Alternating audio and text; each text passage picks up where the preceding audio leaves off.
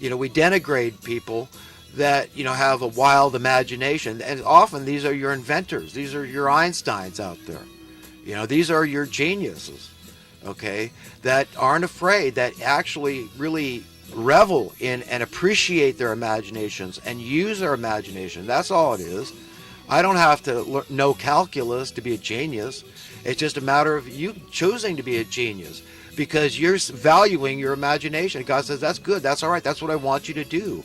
Get ready. Prepare the soil. Cultivate the soil of your mind and your heart and your spirit and your soul to enter into a perfect world. Okay, and it's not some ambiguous, nebulous realm we're talking about. This heaven, it's all lofty and wispy and spiritual. Do we have a body or don't we? No. It's a very real, tangible place that we've got to seize. We've got to choose it. And when you choose it, you'll explore what that means to enter that place. And what it's going to be perfect down to the last detail. And money can't be there. It would have no place because as a concept, remember, if we can have these illegitimate overlords, collude with the money masters, this New World Order cabal, all these people, okay, and just print money, have this exclusive, and talk about entitlements, this entitlement to have the exclusive privilege of this printing of money, this very powerful, if you want to call it a commodity, whatever, it's magic to me, it's black magic that they can do this because it has no intrinsic value. I mean, gold, we could say, well, that's money too, but is it used as currency commonly? No, it isn't. We know there's only, digital is very popular now, I know. Checks, yes, because it's backed with dollars in your account. There's a lot of, forms of money, so it does get a little, let's see, not easy to discuss the subject of money, but money in the form of currency, coin and paper bills is the most common way we think of money. And these people have that power. This is undeniably, very powerful magic is really what it is. It's this privilege they have to do this, but we don't. We don't have that. But, in heaven, it would have to be that we all had our government-approved money printing presses, right? Because after all, at the end of the day, who is the government? Define that in your own mind. Who is the government? We know in America the government is we the people. That's who it's supposed to be. No ifs, ands, or buts about it. But today we ask who is the government. People think of bureaucrats and politicians. And of course these are the same people. This is the class of people that are that have this mass acute Stockholm syndrome. That they are under the spell of their masters, these master deceivers. So as much regard as you might have for people, the moneyed ones of this class, understand that they are sick and twisted. They're delusional. They don't know what they're doing. They don't have a clear picture of, heaven, of what really the kind of society they're trying to form. Basically, they don't know. So they're not, if there was a parent to be had here and children, those are the children that need parenting. And we're the parents, we the people, just your regular common Joe out there. Blue collar, working class, regular people, middle class people, rich people. I saw a special with Charlie Sheen on. Here's a guy, I love guys like Charlie Sheen. He spoke out with Alex Jones in the Alex Jones show about the 9/11 thing and how he thought this is baloney after hearing the testimonials from all these architects and engineers for 9/11 truth. So I have great regard and respect for Charlie Sheen and so many other people like him, the people that associate with him. These are very intelligent people. Funny people are invariably smart people. Guys like Jerry Seinfeld. I really like this guy. These comedians. What do they say about what these people give us? What they've learned, the theater, the arts. This is a talent that God gave these people. And what do they say? They say laughter is the best medicine. And, how many times I've enjoyed a good episode of, recently he's got this show, this anger management show. I love that show. Funny as heck, not all of it. He plays this whoremonger up, this whole, persona a little too much for me. But, I really, I enjoy he's got this prison group he does, but, it's just funny. And I like to laugh. I like a lot of the stuff, that Jerry Seinfeld's done on the Seinfeld show. A lot of the actors in there, George and Kramer and Elaine. I just love funny people, men or women. And, so to see, a piece on, I think it was on Dr. Oz I was watching. He did a long special on Charlie Sheen, and it was really nice. And, something's really bugging Charlie. And Charlie, if you get a chance, I don't know, the likelihood you're going to watch my video. But, man, I know what's bugging you, man. I really do. And it's the same thing that's bugging all of us. Because what's happening here is that we're all getting our share of the system, okay? Whether we like it or not. You can't divorce yourself from it. We're getting it through osmosis. And this is this whole idea, that we're sharing a community. And it's like a family. If your family is distressed, you're going to feel a certain sense of distress. And this is it. We can't get away from it. And nothing can change that. No matter how much money we've got, that's not going to change. We're stuck here together. That's why it's so important to find our way out of this devil stew that we're in.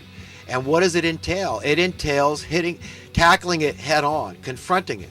Because we know that it's not going to fix itself. We know that the people that are creating the policies we all have to live under are delusional. They're deceived. Okay, let's just give them the benefit of the doubt and say, look, they're genuinely deceived. The people that are pushing the party line of the New World Order. We've got Agenda 21 out there. And how much the United Nations is involved, I don't know. I don't know everything. I'm not going to pretend to know everything. But I do know this, that the people at the very top are decidedly evil. There's no ifs, ands, or buts about that. They're a wicked bunch of people that hate humanity.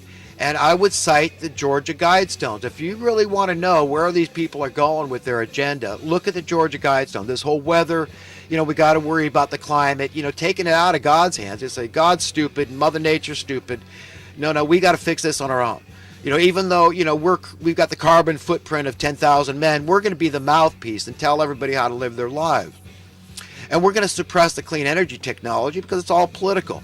We see how bad it is that oil's dropping. Look how many people's lives are affected. But do we remember how bad it was for the VCR manufacturers when the price of VCRs, what happened to that? Okay, you understand, you got to learn about the law of diminishing returns. This is why I get into economic stuff. You got to learn about the laws of supply and demand. You got to learn and be able to distinguish the difference between sound currency, sound money, and unsound money. And why the idea of sound currency is such a radical idea. Why it's an anathema to the Federal Reserve bankers and all the minions thereof, these master deceivers and all the deceived minions and lackeys thereof. Okay? Why it's imperative that they keep unsound currency, they keep the chaos and the crises going in the world. Because this gives them relevance, this gives them security. This is their way out of fear. Because their worst fear is an egalitarian society. Heaven on earth, which is going to be established. It's clearly written. All you Christians out there, it's a literal interpretation to say God's will is going to be accomplished on earth. So it's going to happen whether you like it or not. Money is going to go, and we're going to serve each other of our own free will. And if we're not willing to do that, we won't be there. So get ready for that world, I'm trying to be everybody's friend. It's not easy, but you know what? It's my prerogative, just like it's your prerogative. I can be who I want to be.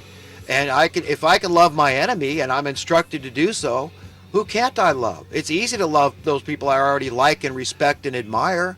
And that's a lot of people that still, I believe, their thinking is askew, and I understand why it's askew. I understand why you can't enjoy your prosperity. I get that. Look, you can see it. Look at all the writings, King Solomon's writings, who's been called the wisest man in the world. Although, this guy had issues. Look at all the concubines he had and all this. For a lot of guys, one wife is too many, much less these hundreds of wives that he had. So, you could say in retrospect, that's foolish to a lot of Christians today to live that kind of a life.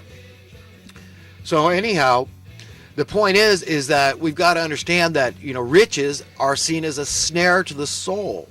And we got to back off and understand, look, you're stuck in a situation. I'm stuck in a situation. If you saw my personal finances, you'd laugh at the idea that I felt extravagant. I felt spoiled. I felt prosperous. But remember, it's subjective. It's all perspective, point of view. I mean, relative to a homeless man that's going to die out in the bushes tonight, which is happening across our country, then, I'm doing very good, okay? But relative to Bill Gates, it's laughable, okay? But still, I mean, the Spirit of God talks to me and convicts me, and I welcome that and says, Chris, you need to give more of your stuff away to the poor. I mean, what are you doing, with a wristwatch collection when there's these guys that can't afford a $10 Timex? You see? I mean, all of us are put to task with the conscience, and we can't run and hide from it. We have to face it. However difficult it is, we have to understand, look, if we just had a more sharing attitude, if we were more free with our currency, this is back to economic principles again. This is where cash flow, everybody's heard that term, and the velocity of currency, this is where these terms come in. And if we felt a sense of security, if these monsters at the top weren't constantly oppressing us, then we could truly enjoy our prosperity and have all the knickknacks, gadgets, and possessions we wanted and actually enjoy them. Because right now, I'm telling you, it's like 99 point something of our enjoyment is stolen from us because our conscience isn't allowing us to enjoy our prosperity. So what is the solution? The only solution is equality. Is if you knew that everybody could have a Ferrari, everybody could have a Seiko watch, or a Rolex watch, everybody could have whatever it was that they wanted, and as much as they wanted. We could have museums and galleries and clearinghouses and warehouses, trading houses, where if we say, look, I'm tired, I don't want to store these watches here, I just store them over here at a central, I don't want this cars and all this stuff. Let's go over here. And housing. How many homeless people? What would be their ideal? Let's think of a beautiful apartment complex with courthouses. These people are very sociable. I went to this Jesus Center here in Chico, California. It's the local soup kitchen here. These people aren't stupid. They're intellectual. I really enjoy conversing with these people. This was a week ago tomorrow that I went there. And I really had a good time. I felt filled with the Spirit. I met one man, and we're probably going to try to get together and collaborate and maybe do a video interview together. And, it was fun. It was rewarding. And the people that work in those places, they got a bounce in their steps. They got joy in their heart and a song on their lips. They're filled with the Spirit of God. Okay? I mean, this is where we've got to go as a society, as a civilization. This is the way to heaven. We've got to get there, but we can all have plenty. All of us. But, imagine, what these people would be happy with so little. You know what? 2, 3, 4, 500, 600, 700, 800 square feet. What does it take? For a lot of people, it doesn't take a lot. Look at a lot of other countries. Whole families live in, less than 1,000 square foot houses. Entire extended families. They take care of grandparents, great-grandparents live together. What's wrong with that? We've been trained to believe there's something wrong with that in our culture by the same monsters that, they manipulate the educational system. They manipulate everything. Everything. Every facet of it. The media, mass media out there, everything. They're in everything. They won't allow sound currency because they know. They know where it leads. They know how radical it is. It's so bad because it really is a means to an end. Sound currency would bring us full prosperity. And the way it would do that is very simple. And I'm going to explain it simply. Because according to the law of supply and demand, the law of diminishing returns on investments, your currency increases in worth. This is the natural law of supply and demand. This is what would happen if it wasn't being interrupted and interfered with and not being allowed to happen. It increases in worth because civilization and technology consistently produces, that means supplies, more than it demands, more than it uses. Okay? It's that simple to understand why your currency is supposed to increase in worth if it's sound. That is the evidence to point to. Say, is your currency sound? Look, is it increasing with value steadily each day? Unless, okay, the only exception, this rule, is in the case of something like a famine, where temporarily your currency could go down in worth because of a disruption in the supply chain. That's the only time. And then once we jump on it, as a family, as a society, as a collective civilization, and we fix the problem, and we've got this willing workforce out there, then it continues in decline. Do you understand where it leads? It renders money irrelevant. All of a sudden, nobody cares. Your currency's worth so much, you don't need a